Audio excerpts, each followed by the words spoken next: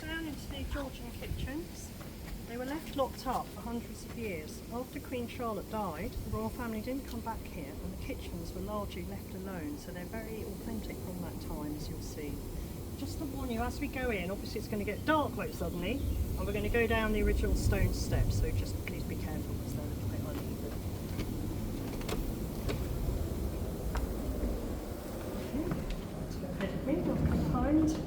We'll go down here. Did they carry all the Thank you. food to the palace? They did, but I'm going to tell you about that a bit Oh, okay, later, okay, yeah, sorry. because there is some sort I of won't thing ask questions. that makes it make a bit more sense.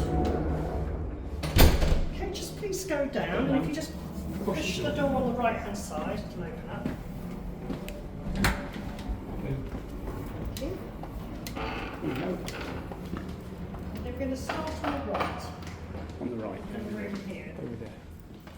Just keep it. It's nice and cool down here. We'll try Yes, and keep it that it way. is.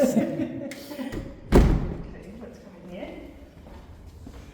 So this is actually the coolest room in the kitchen. It's called the wet larder. And this is where they kept meat and fish, mainly. The meat they would put in a bag, just like that, and hang it from hooks. These are the original hooks from that time as well. And they would also keep fish in here in the barrels, either salted or pickled, or on ice. They had fresh fish come every day as well. They did actually have ice in this room. They would bring it from the ice house, which is down near the lake, by the Palm House, and they would bring some each day, and they would be able to keep it for a day anyway, at least, because it was pretty cool in here. Okay. You might want to come back in this room and later just to get a bit of more cool Yeah, air. it's nice and cool there, yes. Yeah, it's lovely cool there. So this is the bakehouse, and the main thing here would be making bread. Making bread in here, using this table. This table's an original Georgian table, so they would be kneading bread on this table here. They would go into these ovens. There's two of them. This one we have the cover off, so you can see a bit more just like inside. They would feed it with raw wood, and obviously have to wait quite a while. So the royal family did have fresh bread. When they were here, they had fresh bread every day. So some servants had to get up very, very early because they need to get this fire hot enough underneath to warm up the top bit, and then the bread, to actually cook properly inside. They would put the cover on, similar to this one here, and then they would actually seal it with dough, apparently, as well, so that it would get as hot as possible in there. And then they would use big round things on a stick to pull the loaves out.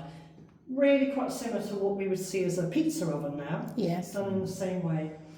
Apparently, because obviously the heat was all coming from below, sometimes the crust on the bottom would be quite burnt. So they would generally cut that off, and they would only serve the top half of it, the top part, and that was called the upper crust. And that's where that saying comes from, apparently. The other amazing thing they had in here, really, for the time, is a water heater. So again, we would make the fire underneath. And inside here, there's a copper lined pot. And they use copper because apparently it heats up very quickly, but it also does retain heat. And they would use that to help proof the bread. As the ovens cooled down, they would use it for other things. So, for example, these pies like this, not exactly like this, obviously, could go in next. And then in the last of the heat, they would put little fancy pastries and the more delicate things. They would be the last things to go in from each fire.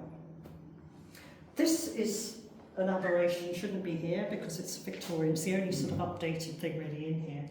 Because they apparently were at Grace and Favour apartments for a little while above. And they put this in, which is really like an early Olga. So it's Victorian, this one. Well, I need to bring my thing. I won't tell you about that here, actually. Yes, while it's quite nice again, I'm going to show you. This was the original configuration. There was a whole estate. So Kew Palace is here, the one we call Kew Palace now. But they also had this much bigger building called the White House, and that was the main building that was used, especially for dining.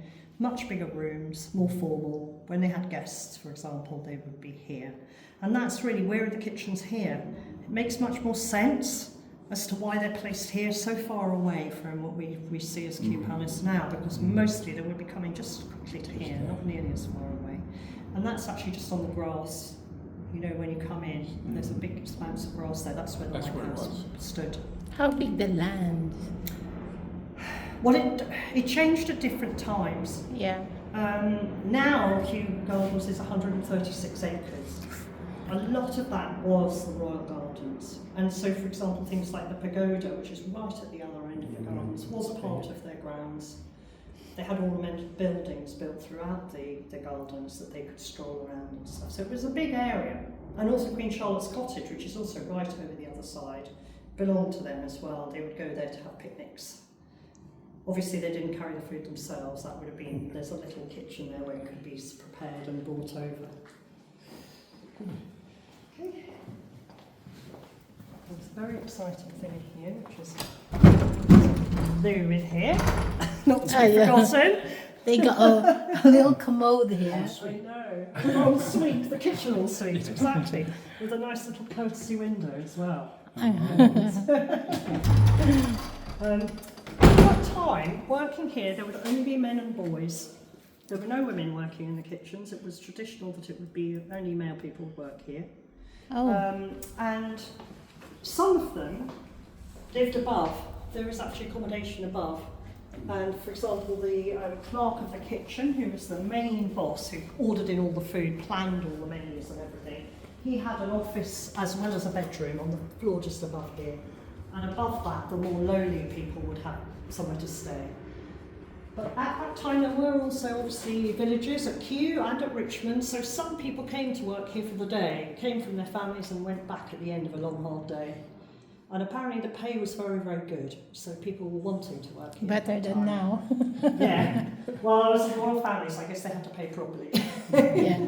This room is the scullery, and they did the washing up here. And apparently it would have been done by quite young boys. They think probably one boy, 12 to 14 years old, and two even younger boys would be working in here, washing all the pots. They also had hot water, so that's pretty good. They weren't washing in cold water or anything. And they had soap that was made with ash, which obviously there was a lot of in the kitchen anyway, being created all the time from the cooking, and animal fat probably, and maybe something to make it smell a bit nicer would be mixed in. There was a big hatch here, a big hole into the main kitchen, and so the pots were being passed through to them from here. But this would be a pretty hard job. And also the pans were lined with safe material, but the outer part would have been poisonous. So even although it was a very hard job, they would also have to take good care, because if they went through the inner layer, it would not be safe. So What was the entry there? I don't know. I think probably sort of iron or something. I'm just Something quite tough. curious on what this might be. Yeah, this is original as well. I'm not sure what that was for, but I think it looks as if you would wedge something in there, doesn't it? And then maybe it looks like sort of workbench. Yeah. I must find out actually, because I'm not sure what that is, and I do look at it and think, what is that? Okay, so now we're going to the main kitchen. This is really where all the action will take place. Wow, it's big. Yes.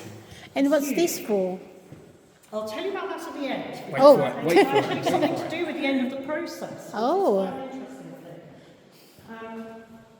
There would be probably over 20 people working here at the same time. It would have been very noisy, very, very hot, smoky.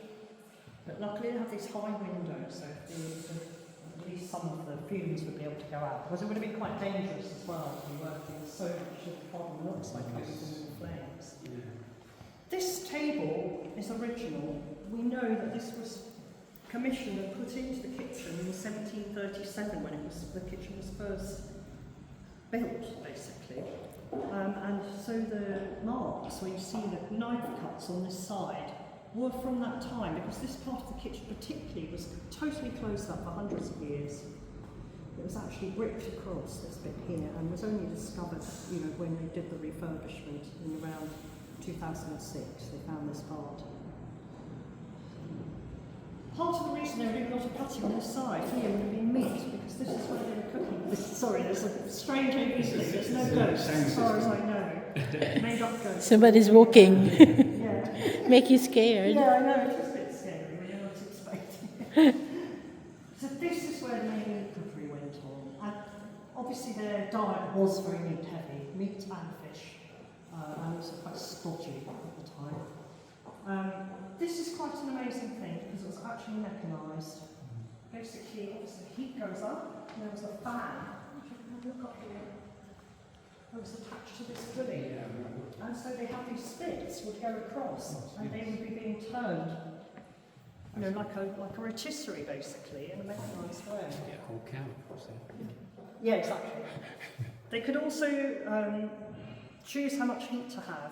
This was actually heated by charcoal, not by wood. They would have the charcoal in here, big piles. And they would fill up these front sections as much as they needed. So say if there's a smaller number of people, they might only have 3 spits running, they would just go to here. They weren't wasting anything. And also they have this area below where the fat would run down, which they would keep. As remember, as we were saying before, they would use it for washing pots and stuff too. You reckon they're still working if they want to use it? I think it's a bit rusty. Dad, it's not working today, is all I can say. Around the edges we have really what we would see as a hole. Similar thing again, the heat's coming from below, fire's underneath. And they could use this for various things. So for example, they could cook an omelette on here, they could have a pan of water, they could be boiling puddings and things on the top here as well. And these are all around the outside of the kitchen. I think that's much better than oven now. Yeah, I mean, it can do everything they would need it to do. You can tell it's very old. Yes, it is. Lots of cut marks. Yeah. All the notch marks. Imagine everyone standing in a row while looking. Over here we have some quite interesting things. We have an actual menu of what was eaten on Christmas Day in 1788. They would be catering, when the royal family were here, which was not all the time by any means, because this was just a country spot for them, they would be cooking for 50 to 60 people because they would feed the whole household and anybody working on the day would be fed. But they would be fed in a hierarchy. Obviously the royal family would have the choice of everything they wanted, and then you would go down to say the scullery boys would probably just have some soup and bread, something very simple. And how they did it was that they would actually have the table all laid out with the dishes. And it would be a mixture of meat, fruit, puddings, everything would go on at the same time. They would have 2 lots of ones come. And apparently in the second one, the basement, it would be a bit more of the big fancy dishes and the meat. But otherwise it was very mixed. It wasn't like, you know, here's your starter, your fish, your main course. It was all laid out. And people would serve themselves, and to be polite, they would only be taking from the dishes that were near them. They weren't passing all food around. They didn't have servants taking dishes around to people. They would just politely take something for their own plate. Perhaps they already got the same on that one and the same on that one as well. Yes, exactly. There was be a big variety of food around, so You won't miss you anything. Wouldn't be feeling sad and thinking, oh, I've only got potatoes. Oh, I missed that and one. nothing else around me. A bit like a mukbang. Yeah, and they had quite, you know, they were very influenced by French cooking. They made fancy sauces and delicate puddings and all sorts of nice things. So I just wanted to tell you about this oven. This is a warming oven. And this is all made out of the kitchen. Oh. This one here, everybody asked about it. It was a warming oven because they would try to keep the food hot. The hot dishes, they would try to keep them hot. They would have to take them across to the palace. They would wrap them apparently often in sort of napkins and in a very fancy way. But obviously this is partly to keep them warm and to protect them from the weather, because the weather could be bad as well. But they had this oven here so they could keep everything warm until the last minute that needed to be. They would have dressing tables out here. They would start to bring the dishes out, and then pages would come across from the palace ready to take all the dishes over there to serve them. And actually for the main hot dishes, they have this pass here as well, just like a modern restaurant, it reminds me. They were only bringing everything up to here. And then people handing goes it there, over. yeah. They would be coming up and they would be taking everything from there. So it's a very efficient kitchen, considering it's so old. Yeah. And obviously have to run very smoothly. Right, there's just one more interesting thing to see. Yeah. A surprising thing for a kitchen. This is Inside our here- surprise for us. Yes, it's warm in here. And the reason It's like a warm, sauna, we keep it warm. Yeah, like a This sauna. bath, because this is King George I's bath. Oh, there's the And bath down It's here. recorded that he would come to the kitchen to have his bath. Obviously, the other choice would be that they would be bringing pails of water to the palace from here where all the water heating was happening. So it was probably sensible anyway to have it here, but they did say it was because he was kind and he didn't want people to have to bring water for his bath. He was having baths mainly because he was advised to by his doctors. It wasn't something that people were generally doing, having Not regular nowadays, baths. no. It was Yeah. part of his treatment. Obviously, there would have been nice lining, apparently copper lined, and it would have nice cloths and stuff in the water as well, so it wouldn't be this another horrible metal bath experience. It'd be like that. There's an extra big fireplace in here too, so it would have been, the room would have been kept warm. Very good. Okay, so that's all the rooms. So we do welcome to have a walk out in here and have a bit more if there's any pictures you want to take. Yes. This is fascinating me. I want to know what animals is this one? What animals is that? Is it a rabbit? Grouses. Well, they are. That's not rabbit, that's more like No, a these- pheasant. This one. The rabbits. Oh, this is a rabbit. That is pheasant, isn't it? Or Grouse or a bit small for pheasants or might be. can't be duck. No, we've got that thing. Probably grouse. See, this is really good. There's roasted partridge. This is the oven they used those days before the oven been invented.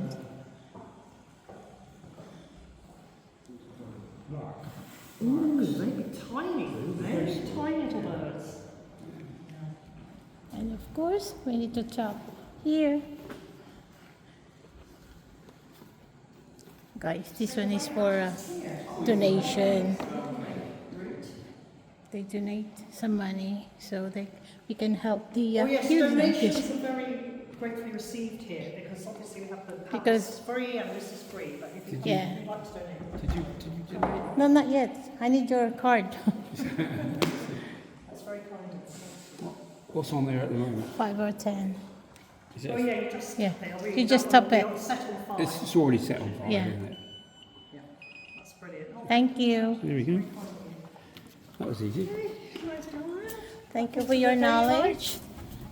And guys, this is their dress on those Oh, days. It's yeah, beautiful. It's actually quite good in the hot weather. It is. It's like a Because it's history. very nice old cotton. So It's not that as well. yeah, It's the it style breathes. is a history as well. Oh, thank you.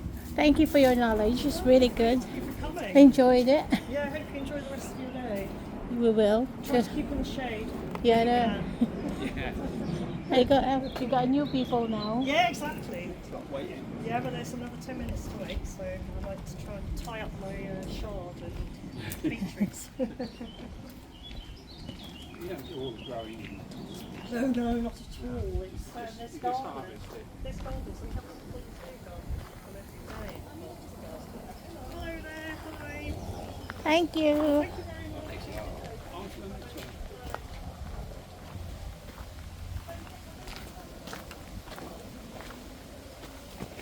There you have it, guys. Narinig nyo na yung history ng kitchen ni King George. Did you enjoy that? I hope so. Now we're up to somewhere. Okay?